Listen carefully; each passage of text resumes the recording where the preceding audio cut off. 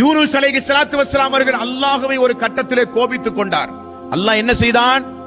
நான் அனுப்பிய ஒரு தூதர் என் மீது கோபித்துக் கொண்டு உலகத்தில் வாழ முடியுமா என்பதை நிரூபிப்பதற்காக வேண்டி எல்லா நபிமார்களுக்கும் பாடமாக அல்லாஹ் என்ன செய்தான்?